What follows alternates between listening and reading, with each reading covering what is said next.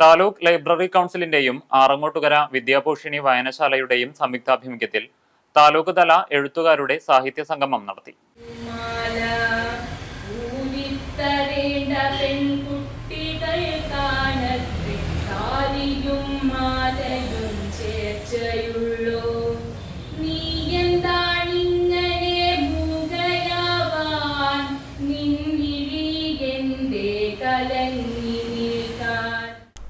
സംഗീത സത്യൻ ഇടശ്ശേരിയുടെ കൊച്ചനുജൻ എന്ന കവിത ആലപിച്ചുകൊണ്ട് ആരംഭിച്ച പരിപാടി ജില്ലാ library council president CP Chitrabhanu ഉദ്ഘാടനം ചെയ്തു.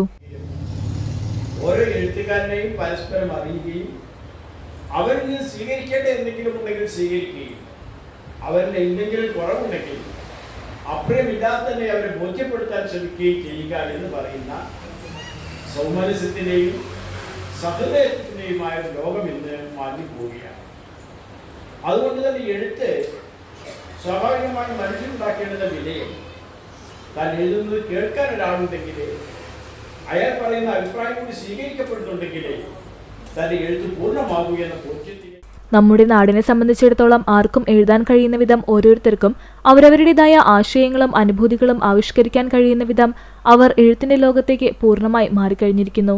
വലിയ എഴുത്തുകാരെന്നോ ചെറിയ എഴുത്തുകാരെന്നോ മഹത്തായ കൃതികളെന്നോ തിരസ്കരിക്കേണ്ട കൃതികൾ ഏതൊക്കെയെന്നോ വ്യത്യാസമില്ലാതെ എല്ലാവർക്കും സാഹിത്യരംഗത്തെ ഒരുപോലെ പ്രാപിക്കാൻ കഴിയുന്ന ഒരു പുതിയ ജനാധിപത്യ അവസ്ഥയാണ് നിലനിൽക്കുന്നതെന്ന് ഡോക്ടർ CP ചിത്രഭാനു പറഞ്ഞു. താലൂക്ക് ലൈബ്രറി കൗൺസിലും വിദ്യാഭൂഷണി വായനശാലയും സംയുക്തമായി സംഘടിപ്പിച്ച എഴുത്തുകാരുടെ സാഹിത്യ സംഗമം ഉദ്ഘാടനം ചെയ്തുകൊണ്ട് സംസാരിക്കുകയായിരുന്നു അദ്ദേഹം. താലൂക്ക് ലൈബ്രറി പ്രസിഡന്റ് K ജനാർദ്ദനന്റെ അധ്യക്ഷതയിൽ ആറങ്ങോട്ടുകര വിദ്യാഭൂഷണി വായനശാലയിൽ വെച്ച് നടന്ന സംഗമത്തിൽ എഴുത്തുകാരനും സാംസ്കാരിക പ്രവർത്തകനുമായ ആര്യൻ മാസ്റ്റർ ചർച്ചയ്ക്ക് നേതൃത്വം നൽകി.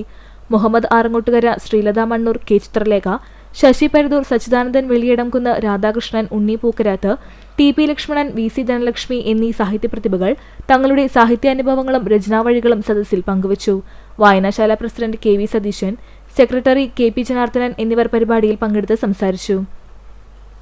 പക്ഷേ അത് മറ്റുള്ളവരെ വായിക്കണം, കൂടുതൽ പ്രസിദ്ധീകരിക്കണമെന്നൊന്നും ആഗ്രഹം ഒട്ടും തന്നെ ഉണ്ടായിരുന്നില്ല. കൊറോണയുടെ സമയത്താണ് ഫേസ്ബുക്കിൽ എഴുതാൻ തുടങ്ങിയത്. ആ ഫേസ്ബുക്ക് എഴുത്തുകൾ പലരും വായിച്ച് അഭിപ്രായം പറയുകയും പുസ്തകമാക്കണമെന്ന് പറയുകയുണ്ടായി. അന്നും അതിനുള്ള ഒരു ഒരുങ്ങി പുറപ്പെടാനുള്ള മടി ഉണ്ടായിരുന്നു.